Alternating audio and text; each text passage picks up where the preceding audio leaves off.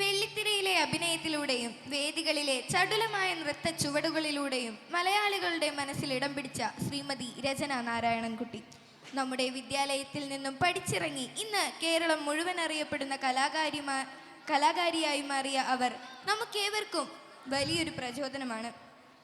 മറിമായം എന്ന പരമ്പരയിലൂടെ അഭിനയ രംഗത്തെത്തുകയും പിന്നീട് മലയാള സിനിമയിലെ കരുത്തുറ്റ സാന്നിധ്യമായി മാറുകയും ചെയ്ത അവർ മികച്ചൊരു കുച്ചിപ്പുടി നർത്തകിയും അധ്യാപികയുമാണ്. നമ്മുടെ സ്കൂളിൻ്റെ യശസ് വാനോളം ഉയർത്തിയ കലയുടെയും അറിവിൻ്റെയും ഈ പ്രിയപുത്രിയെ ഏറെ ആദരവോടെയും സ്നേഹത്തോടെയും സ്വാഗതം ചെയ്യുന്നു. It gives an immense pleasure for all of us as our annual day celebration is graced by a vibrant personality, Miss Rajana Narayanankutti, who has won hearts with talent, grace and dedication to the art of cinema, serial, music and dance. With great honor and privilege, I welcome Miss Rajana Narayanankutti.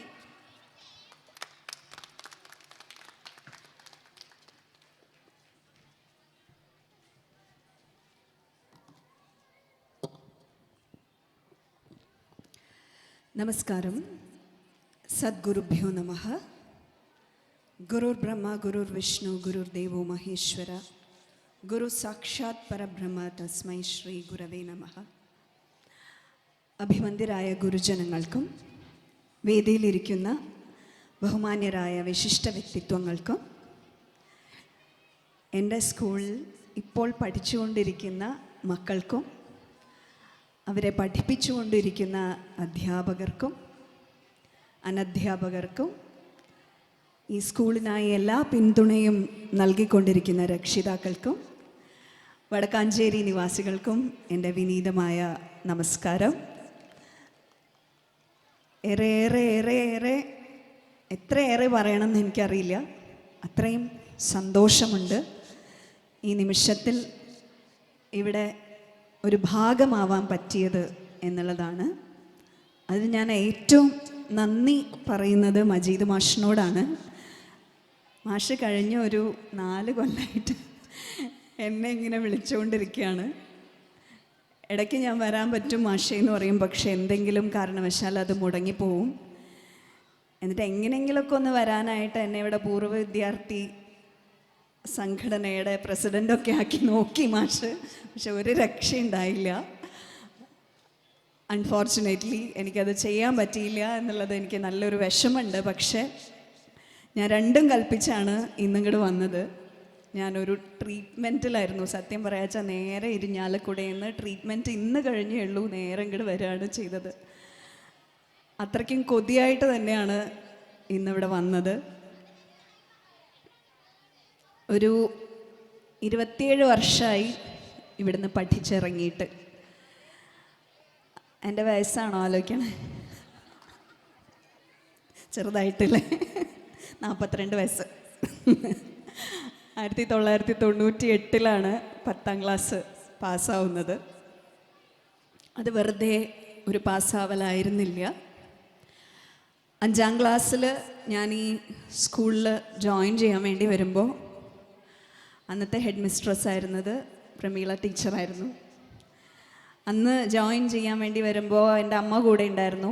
അപ്പോൾ എന്നോട് teacher ചോദിച്ചു, അന്ന് പ്രിൻസിപ്പളായിട്ട് നമ്മൾ സംസാരിക്കുമല്ലോ, ചോദിച്ചു, അമ്മ പറഞ്ഞു ഇവള് ഡാൻസൊക്കെ കളിക്കും എന്ന് പറഞ്ഞപ്പോൾ ടീച്ചർ ചോദിച്ചു, നീ എന്തൊക്കെയാണ് കളിക്കുക? അപ്പോൾ ഞാൻ പറഞ്ഞു, ഞാൻ ഭരതനാട്യം കളിക്കും, കുച്ചിപ്പുടി കളിക്കും, മോഹിനിയാട്ടം കളിക്കും, അങ്ങനെയൊക്കെ പറഞ്ഞു. ടീച്ചർ ചോദിച്ചു എന്നോട്, നീയോ കുച്ചിപ്പുടിയോ എന്ന് ചോദിച്ചു. ആ ഒരു ചോദ്യം എനിക്കിപ്പോഴും ഓർമ്മയുണ്ട്. കാരണം പൊടി പോലത്തെ ഒരു കുട്ടി കുച്ചിപ്പുടിയൊക്കെ കളിക്കാനായോ എന്നുള്ളൊരു അത്ഭുതം ടീച്ചറുടെ കണ്ണിലുണ്ടായിരുന്നു. ഇന്ന് ഞാൻ ഒരു കുച്ചിപ്പുടി നർത്തകിയായിട്ടാണ് അറിയപ്പെടുന്നത് എന്നുള്ളത് ഏറെ അഭിമാനമായിട്ട് ഈ നിമിഷത്തിൽ ഞാൻ ഓർക്കുകയാണ്.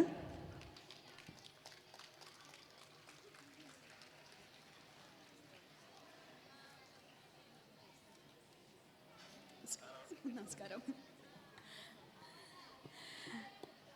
ഏറെ അഭിമാനത്തോടെ ഓർക്കുന്നു. ഒരുപാട് കാര്യങ്ങൾ പറയാനുണ്ട്. ഞാൻ കുറച്ച് സമയം എടുക്കും, എന്നോട് ക്ഷമിക്കണം. ഒരു 27 വർഷത്തെ ഒരു ഓർമ്മ പുതുക്കൽ കൂടിയാണ് ഇന്ന് എന്നുള്ളത്. ആദ്യമേ പറയേണ്ടത് ഞങ്ങളെ പഠിപ്പിച്ച അധ്യാപകരെ പറ്റി തന്നെയാണ്. അന്ന് ഇങ്ങനെയൊന്നുമല്ല ഞങ്ങളുടെ സ്കൂള്, അല്ലെങ്കിൽ നമ്മുടെ സ്കൂള്. ഞങ്ങൾ 5ാം ക്ലാസ്സിൽ പഠിച്ചത് ആ മൂലയിലുള്ള ക്ലാസ്സിലാണെങ്കിൽ ഇവിടെ ഇന്ന് ആ വണ്ടികൾ പാർക്ക് ചെയ്തിരിക്കുന്ന സ്ഥലത്തായിരുന്നു പ്രിൻസിപ്പലിൻ്റെ ഓഫീസും ഓഫീസ് റൂംസും ഒക്കെ. ഇവിടെ ലാബായിരുന്നു. ഇപ്പം അത് ലാബാണോ എന്ന് എനിക്കറിയില്ല. ഇപ്പോഴും ലാബ് തന്നെയാണോ? അത് ലാബിന് മാത്രമായിരിക്കും മാറ്റമില്ലാത്തത് അല്ലേ. ഇവിടെ ആയിരുന്നു ഞങ്ങളുടെ 10ാം ക്ലാസ്സും 9ാം ക്ലാസ്സും ഒക്കെ. പിന്നെ ഈ കാണുന്നതായിരുന്നു ഞങ്ങളുടെ ക്യാൻറ്റീൻ. ഈ ക്യാൻറ്റീനിൽ നിന്ന് ഞങ്ങൾ ഗാന്ധി ചേട്ടനായിരുന്നു ക്യാൻറ്റീൻ നടത്തിയിരുന്നത്. ഇപ്പം ഗാന്ധി ചേട്ടൻ എവിടെയാന്ന് ഉണ്ട് അല്ലേ, എനിക്കറിയില്ല. അദ്ദേഹം നല്ല അസല് ലഡ്ഡുവും അസല് മുറുക്കുമൊക്കെ ഉണ്ടാക്കുമായിരുന്നു. അതെ, അങ്ങനെ ഒരുപാട് ഓർമ്മകൾ. ഈ സ്കൂളിൻ്റെ ഛായ തന്നെ മാറിപ്പോയി എന്നുള്ളതാണ്.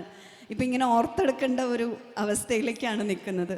ഇനി ഇതുകൂടാതെ അപ്പുറത്തുള്ള സ്റ്റേജിലായിരുന്നു ഞങ്ങളുടെ എല്ലാവിധ കലാപരിപാടികളും. ഇന്നിപ്പോൾ മക്കൾ ഇവിടെ പ്രാർത്ഥന ചൊല്ലുന്ന സമയത്ത് ഓർത്തത്, അന്ന് ഞങ്ങളുടെ ഒരു ടീമായിരുന്നു പ്രാർത്ഥന സ്ഥിരമായിട്ട് വർഷങ്ങളോളം ചൊല്ലിക്കൊണ്ടിരുന്നത്.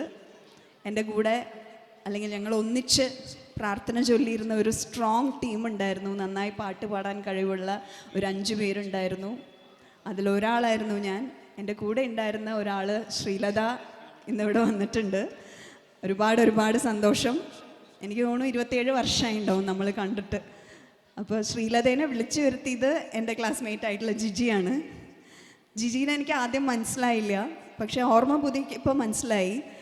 അന്നും ഇന്നും ഇതുപോലെയാണ്, എന്നൊരു ചന്ദനക്കുറി ഉണ്ടാവും ജിജിയുടെ നെറ്റിയിൽ.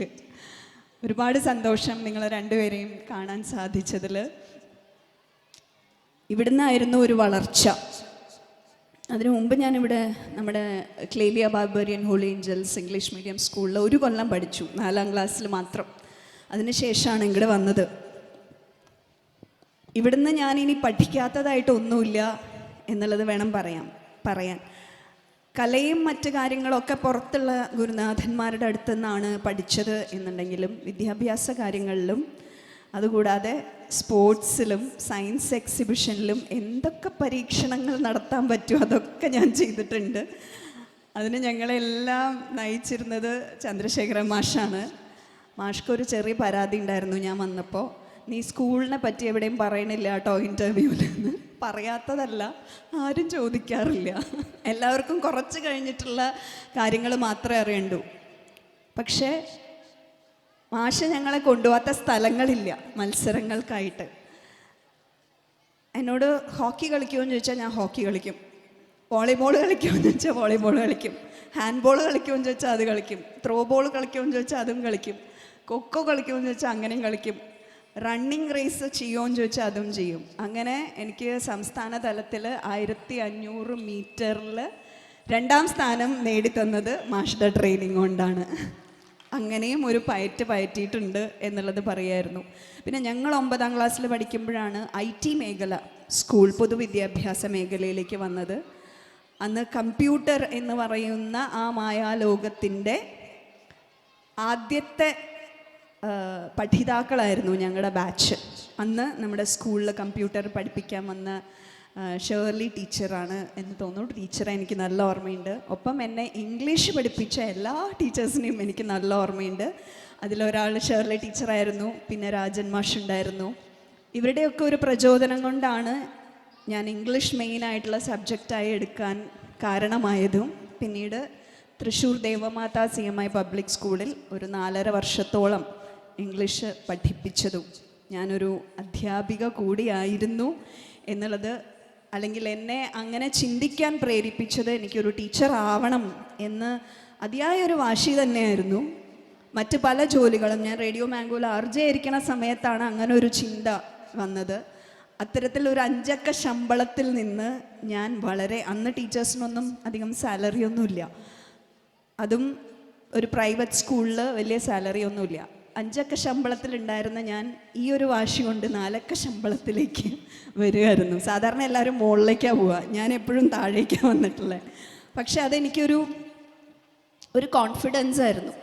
എനിക്ക് പഠിപ്പിക്കാൻ പറ്റും എന്നുള്ളൊരു കോൺഫിഡൻസ് ഉണ്ടായിരുന്നു. അങ്ങനെ ആ ആഗ്രഹം ഞാൻ പൂർത്തീകരിച്ചുകൊണ്ടിരിക്കുമ്പോഴാണ് മറിമായം എന്ന മായം എൻ്റെ ജീവിതത്തിലേക്ക് വന്നു പെട്ടത്.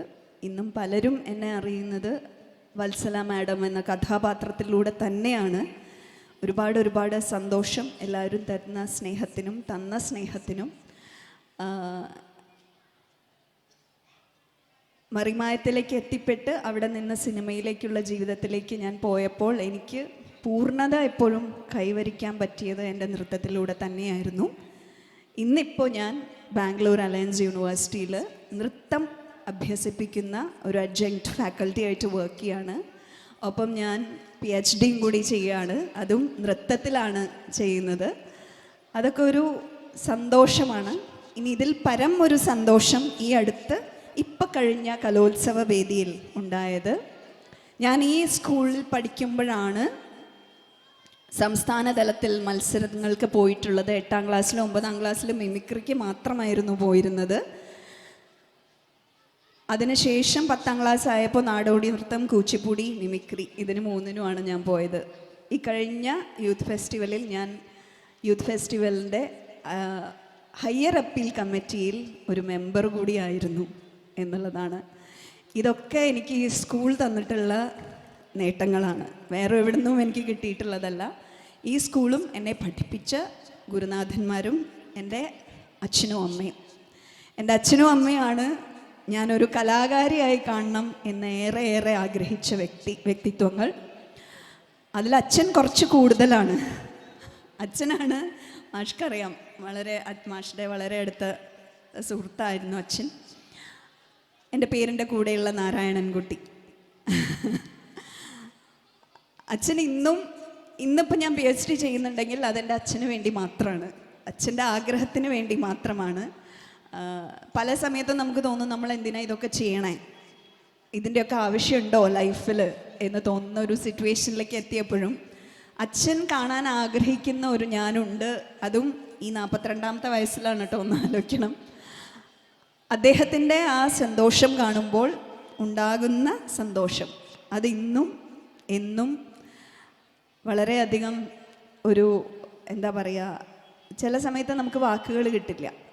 നമ്മൾ പറയും നമ്മുടെ ഇഷ്ടത്തിന് നമ്മൾ കാര്യങ്ങൾ ചെയ്യണം. ശരിയാണ്, എനിക്ക് ഒരു പൈലറ്റ് ആവണം എന്നൊക്കെ ആഗ്രഹം ഉണ്ടായിരുന്നു. അത് ഞാൻ മനസ്സിലാക്കിയത് കഴിഞ്ഞ 3 കൊല്ലങ്ങൾക്ക് മുമ്പാണ്. വളരെ വൈകിയാണ് ഞാനത് മനസ്സിലാക്കിയത്. പക്ഷേ നമ്മളെ മാതാപിതാക്കൾ നയിക്കുന്ന വഴി നല്ലതാണെങ്കിൽ തീർച്ചയായിട്ടും നമ്മൾ ഓരോരുത്തർക്കും അത് ധൈര്യമായി തിരഞ്ഞെടുക്കാം. കാരണം അവർ നമ്മളെ വേദനിപ്പിക്കാനായിട്ട് മനഃപൂർവ്വം ഒന്നും ചെയ്യില്ല എന്നുള്ളത് തന്നെയാണ്. അതിൽ ഞാൻ ഏറെ അഭിമാനിക്കുന്നു. ഒരുപാട് സന്തോഷം ഇന്ന് ഈ മുഹൂർത്തം മായയോടൊപ്പം വേദിയിൽ ഇരിക്കാൻ പറ്റിയത്. മായ എൻ്റെ 2 വർഷം ജൂനിയറായിരുന്നു.